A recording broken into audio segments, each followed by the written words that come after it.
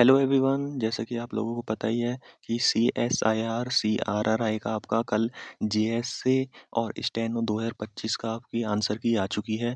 ठीक है, अगर जिस पे भी अभी तक आंसर की नहीं देखनी आ रही है कि आंसर की कहाँ मिलेगी, लिंक कहाँ है, तो मैंने इससे पहले एक वीडियो बना दी है कि आपको अपनी आंसर की कैसे कैसे देखनी है।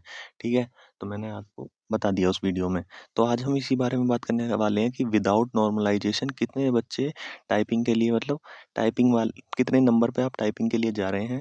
और UR, OBC, EWS, SC, ST, इस वाले वीडियो में मैं एक कट ऑफ आपको बताने वाला हूं जो 2025 में आपकी पूरी जाने की संभावना है, वो भी एक टाइपिंग से पहले। ठीक है, और कंपटीशन कितना है उस चीज़ के बारे में आज हम बात करने वाले हैं इस वीडियो में। ठीक है, जैसे कि आपको पता ही है कि सीएसआईआर सीआरआरआई में जेएसए स्टेनो ये अलग अलग है। ठीक है, तो इनमें हम अलग अलग ही आज बात करेंगे। जैसे कि आपको पता है पोस्ट आपकी कितनी है, 246 पोस्ट है आपकी। ठीक है, पर आपके जो फॉर्म आए हैं वो आपके भाई 2,40,000 फॉर्म आए हैं। ठीक है, फॉर्म आने से कोई मतलब नहीं है, क्योंकि अटेंडेंस भी मैटर करती है, क्योंकि जैसे कि आपको पता ही होगा, आपने जैसे सेंटर पे गए होगे तो मैंने भी ग्राउंड रिपोर्ट पे जाके देखा है सेंटर पे। ठीक है, तो सेंटर में कम से कम बहुत कम ही बच्चे आए थे। ठीक है, जैसे 60% इस मारे मैंने अटेंडेंस ली है कि 60% प्लस माइनस ही हो गई।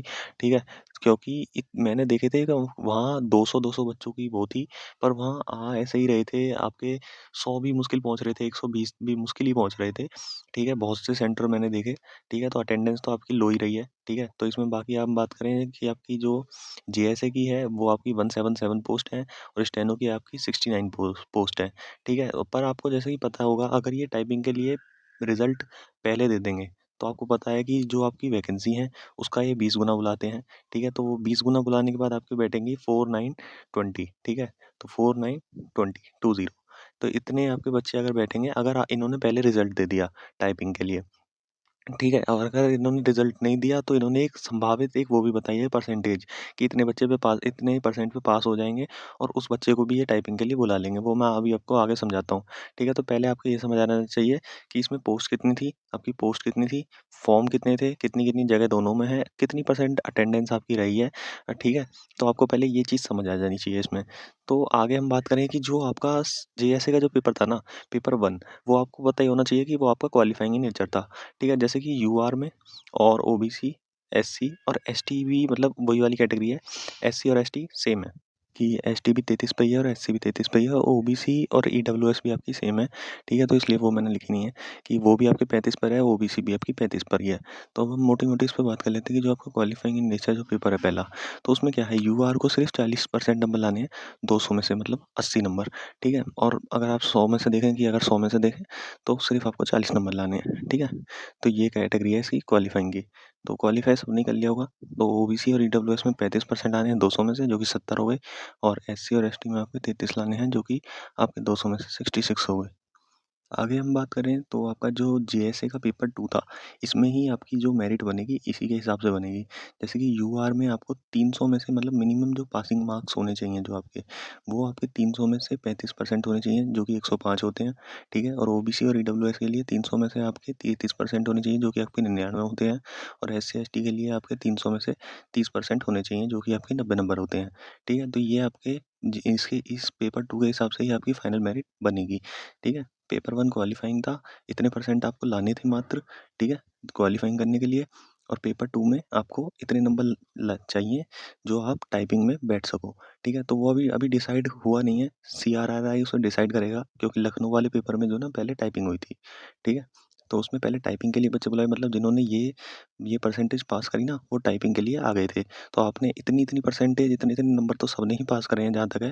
तो ये डिपेंड करता है कि कितने बच्चों ने, ज़्यादातर बच्चों ने पास करे हैं, तो भाई शायद रिजल्ट पहले आ जाए। अगर रिजल्ट पहले आ गया तो टाइपिंग के लिए कम ही बच्चे जाएंगे, जैसे कि मैंने यहाँ लिख रखा है कि वो फिर 20% बच्चों को बुलाएंगे, जैसे कि मैंने यहाँ बता रखा है।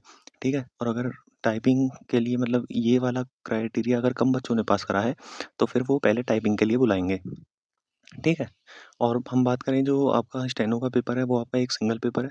ठीक है, उस सिंगल पेपर का ही आपके जो वो होंगे, ये इसमें कोई क्वालीफाइंग नहीं है। इसमें सिंगल पेपर से ही आपकी कट ऑफ बनेगी। जैसे कि यूआर के लिए इन्होंने दे रखा है 35%, 200 में से आपको 70 लाने हैं, मिनिमम पासिंग मार्क्स हैं ये। ठीक है, और ओबीसी ईडब्ल्यूएस के लिए आपके 33% हैं 200 में से, जो कि हो गए 66। ठीक है, और एससी/एसटी के लिए आपके 30% हैं 200 में से, जो कि हो गए आपके 60 नंबर। ठीक है, तो ये आपके स्किल टेस्ट के लिए इतने ही, इन्होंने पहले ही बता दिया था कि स्किल टेस्ट के लिए इतने ही नंबर आपके सिर्फ चाहिए। ठीक है, बस आप दुआ करो कि आपको पहले टाइपिंग के लिए बुला लिया जाए, ठीक है? पहले ही आपका एक फाइनल रिज़ल्ट ना आए, फाइनल रिज़ल्ट आ गया तो आपको 4920 ही बच्चे बुलाए जाएँगे, तो उसमें थोड़ी दिक्कत होएगी। तो ये दुआ करो कि आपकी पहले टाइपिंग हो, ठीक है? पहले कोई रिज़ल्ट ना आए, पहले कोई इसी जो ये कट ऑफ इन्होंने दे रखी है, ये जो कट ऑफ इन्होंने दे रखी है, इसी के हिसाब से आपकी टाइपिंग के लिए आपको बुलाया जाए। क्योंकि टाइपिंग ही इसमें मेन मैटर करती है। नंबर मैंने पिछली बार की एक ऐसी कट ऑफ भी देखी है जिसमें एक के 204 थे और एक के 94 भी थे। तो 94 वाले का नंबर भी था और आपका 204 वाले का नंबर भी था। तो किसके बदौलत? ये टाइपिंग के बदौलत, क्योंकि बीच वाले या उससे आगे वाले जो थे 94 से वो नहीं कर पाए, ठीक है? और जो 204 से आगे वाले थे वो भी नहीं कर पाए। तो टाइपिंग इसमें बहुत बड़ा मैटर रोल प्ले करती है, ठीक है? तो मैं आपको अभी और दिखा देता हूँ आगे, जो इसमें एक्सपेक्टेड हमारा स्कोर है फॉर द जेएसए, ठीक है? जेएसए के लिए आपको यूआर में कम से कम 200 नंबर चाहिए, ठीक है? 200 प्लस माइनस, बस इतना याद रख लेना, 200 प्लस माइनस, ठीक है? और ओबीसी के लिए आपको 195, ठीक है?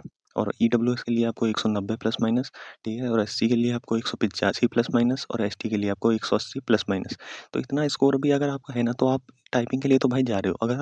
अगर आपका मतलब टाइपिंग पहले करा दी, तो ठीक है, मैंने अब जैसे आपको पहले बता दिया है कि टाइपिंग अगर आपकी पहले कराई, ठीक है? जैसे आप टाइपिंग का नोटिस देते हैं 2-4 दिन में, तो आप इतनी परसेंट पे टाइपिंग के लिए जाओगे, ठीक है? और अगर इन्होंने रिज़ल्ट पहले दे दिया ना, तो उसके हिसाब से मैंने एक कट ऑफ बना दी है कि इतनी कट ऑफ आपकी आनी चाहिए, इतने आप नंबर लाओ, इतने नंबर आने चाहिए कि आप टाइपिंग के लिए इतने नंबर पे चले जाओगे, ठीक है? कोई दिक्कत नहीं आएगी। और अगर इन्होंने रिज़ल्ट नहीं दिया, तो आप टाइपिंग के लिए तो सारे ही जा रहे हो जहाँ तक है, ठीक है? और ये एक स्टेनो के लिए है एक्सपेक्टेड कट ऑफ, ठीक है? एक्सपेक्टेड कट ऑफ ये स्टेनो के लिए है, जो कि यूआर में 155 plus minus, OBC 152 plus minus, EWS 150 plus minus और एससी 145 प्लस माइनस और एसटी 140 प्लस माइनस, ठीक है? तो ये आपकी एक्सपेक्टेड कट ऑफ है, जो जाने की पूरी-पूरी संभावना है, ठीक है? तो ये आपका स्किल टेस्ट के लिए इतनी परसेंट अगर आपकी है ना, तो आप बढ़िया निश्चिंत रहो, कोई दिक्कत नहीं है। और इतनी कट ऑफ आपकी जीएसए के लिए है ना, तो आप भी निश्चिंत रहो, आप टाइपिंग के लिए तो भाई बिल्कुल जा रहे हो। और जो बच्चे ये सोच रहे हैं कि भाई हमारे तो इनसे कम है और अगर रिजल्ट पहले आ गया, तो भाई आप दूसरी भर्ती की तैयारी करो किसी की। और अगर रिजल्ट रिजल्ट पहले नहीं आया, टाइपिंग के लिए बुलाया सिर्फ आपको इतनी परसेंटेज पे ही, तो आपको बधाई हो भाई, टाइपिंग करो, ठीक है? टाइपिंग करो, बहुत बढ़िया टाइपिंग करो, क्योंकि इसमें टाइपिंग ही मेन रोल प्ले करती है भाई। 35 की टाइपिंग है, ठीक है? 35 वर्ड पर मिनट, तो बहुत मतलब सही ठीक-ठाक टाइपिंग है, जो कि बहुत बच्चों पे नहीं हो पाती है। मैंने एक पहले वाली देखी थी, उसमें आपके 100 से प्लस बच्चे बुलाए थे और सिर्फ़ 5 वैकेंसी थी और 6 बच्चों ने ही टाइपिंग क्लियर करी थी। तो इसमें भाई टाइपिंग का बहुत बड़ा महत्व है, ठीक है? तो ये आपको मैंने पूरी एक्सपेक्टेड कट ऑफ बता दी है, सिंगल पेपर और आपका सेकंड पेपर सबकी मैंने वो बता दी है, जितने पे इन्होंने मिनिमम पासिंग मार्क्स रखे हैं, ठीक है? तो बाकी मैंने पोस्ट वोस्ट सब कवर कर दी है आपकी, तो आप अपने हिसाब से देख लेना और अपनी टाइपिंग पे भाई फ़ोकस करो, टाइपिंग आपकी बढ़िया होनी चाहिए। इस भर्ती में बस यही महत्व रखता है, ठीक है? Thank you.